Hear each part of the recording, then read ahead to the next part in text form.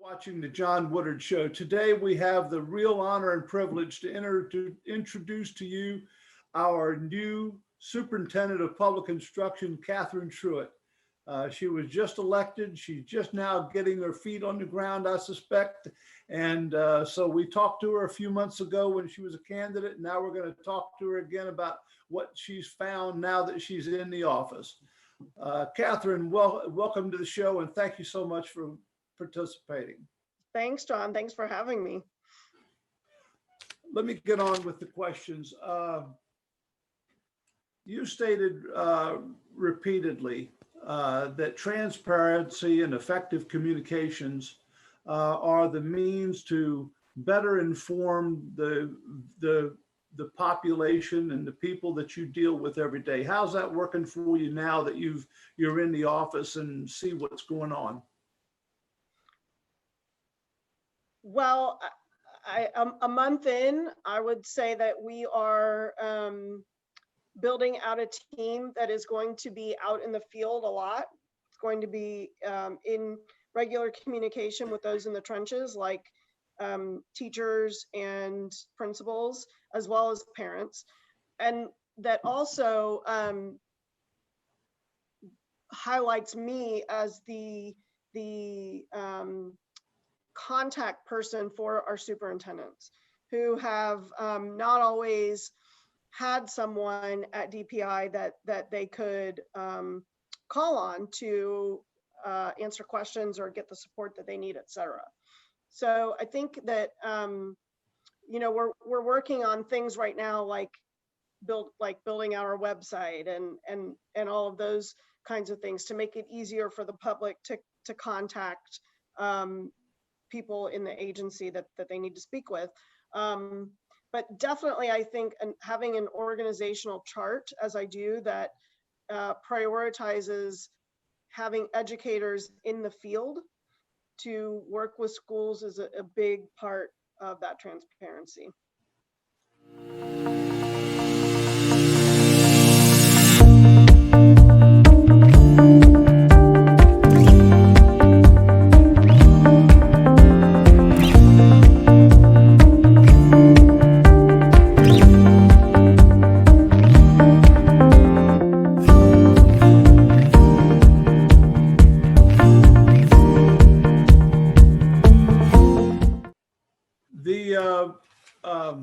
I've got all these things written down, so excuse me. You have had an opportunity now, I'm sure, to review the statistics of what you inherited. What did you find in that review, and what corrective measures do you think are going to be necessary to improve on the shortcomings? We are and have made some changes to the organizational chart that lift up again educators who will be in the field, creating a feedback loop so that the people on the ground have a voice at the agency, and in turn with the State Board of Ed, and then also at the legislature. We have some work to do in our finance division. We've had, there was an audit that came out before the election, and then another audit that's coming. We need to strengthen our internal auditing division. And I think we have some changes that, I mean, I've added 3 positions, one for teacher engagement, one for principal engagement, and one for workforce engagement, so that we can better prioritize credentials of marketplace value for high school kids, and what do those help us figure out which districts need some support in offering post-secondary credentials that will help kids who don't want to go off for a 4-year college degree get training and a great job. But I think that that when the new org chart is posted on the agency's website, there will be a lot of differences from the org chart of the past year to the one that we've created now. There are various stories that you hear on the news about children going home and telling their parents about, not in North Carolina, but just generally going home and telling their parents about receiving information in schools about race relations and all these other things that have nothing to do with educating children. Have you experienced any of that in the North Carolina school system since you've been there? Well, I certainly, I've not experienced that with my own children in my children's public schools. But I do get letters from parents telling me that this is happening. And certainly, I think most people would agree that the purpose of school is to educate, not to indoctrinate. But ultimately, those are local issues that need to be escalated within a child's school. And I don't have any jurisdiction over our local superintendents and or local school boards. And so we have to trust that they will handle these situations in the right manner. Well, that brings me up to another of my questions. Why don't you explain for the role and responsibilities that you have as the superintendent of public instruction, since I think a lot of people think that you have more authority than you do. Well, let's share that a little bit. Yeah, people either think I have the ultimate authority, or they don't know who I am or what this role is. So it's definitely both extremes, John. So our state constitution establishes a state board of education and a superintendent of public instruction to carry out the policies of the state board of education and the laws of the legislature. And so the Department of Public Instruction, which I have been elected to lead because our state constitution says that this is an elected position and is part of the Council of State, that the role of the Department of Instruction is to serve as the agency of the State Board of Education. And so I lead teams of teams that are carrying out the work as directed by the State Board of Education.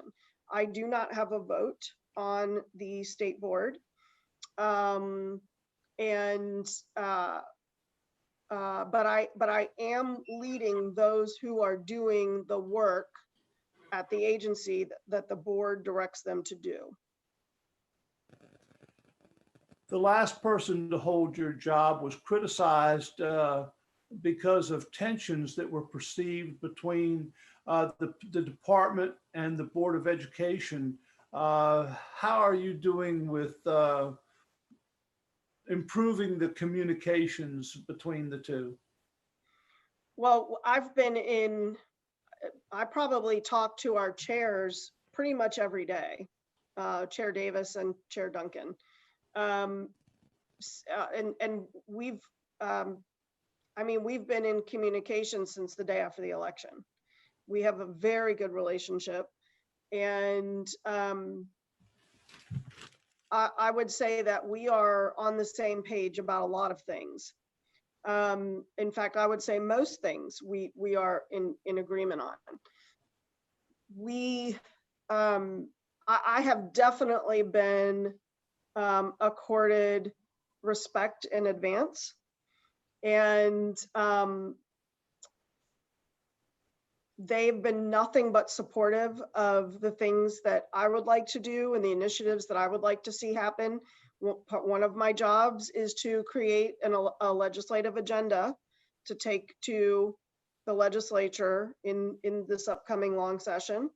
And we've been working together really as one team with one voice to create legislative asks and priorities that keep students at the center and serve to improve education for all kids in our state, education outcomes for all kids in our state. Usually, if there's friction, there's some communication missing in there somewhere, and of course the tone and tenor of the communication is extremely important as well. And I don't see you as a person that's going to be aggressive in trying to put people down or anything like that. And, you know, you've got a point of view, and if you're going to work things out with the people that you're working with and come to a consensus of agreement, that seems to be a pretty good outcome from my standpoint. I agree. I mean, if I have a question or a concern, I just pick up the phone, and they do the same. What are you doing with citizens of North Carolina that have people that have turned the page and regarding your dealings with the media and the public? I'm not sure I understand the question. What am I doing with the citizens of North Carolina who? There was a lot of criticism of the last superintendent that wasn't being very communicative with the public and the media, and that was a big focus of the friction between the superintendent and the school board. And so what am I doing publicly about that? Yes. Well, our meetings we've already had one state board of ed meeting, and there was certainly no tension between the board and me during that meeting, and those are public meetings that are live streamed. I don't know that anyone could say right now that there is tension or a lack of communication between the board and me right now. In these days and time, in these days and times that we are in, politics seems to creep into practically every facet of life these days. And there's a lot of teachers that are through their unions, which we don't have, but a lot of teachers that are trying to stay home, and it seems like they're using the COVID-19 as an excuse to do so, when the science suggests that there's almost no probability that a child is going to give a teacher COVID-19. So what measures are you taking to try and keep a level system going forward? Well, I have to push back a little bit there, John, and say that teachers are not choosing to stay home. It's their districts, it's their local school boards that are. Oh, I don't mean the individual teachers. Oh, right, okay. It's the management that's doing it. No question about it. Yeah. Well, I have said publicly and continue to say publicly that local school boards need to follow the data and the science, and they need to return children to in-person instruction. Full stop.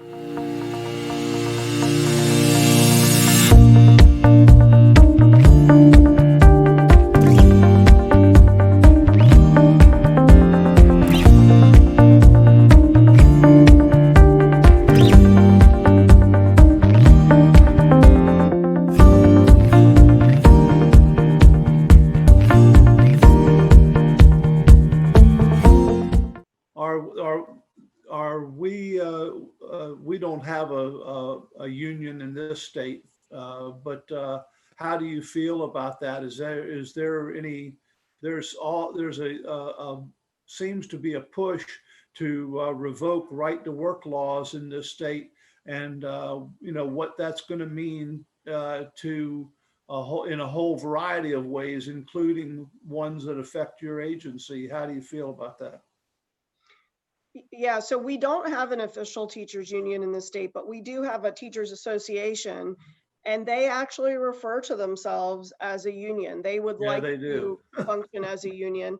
But I would just remind your listeners that there are about their membership is down their membership has been on the decline over the last 5 years or so.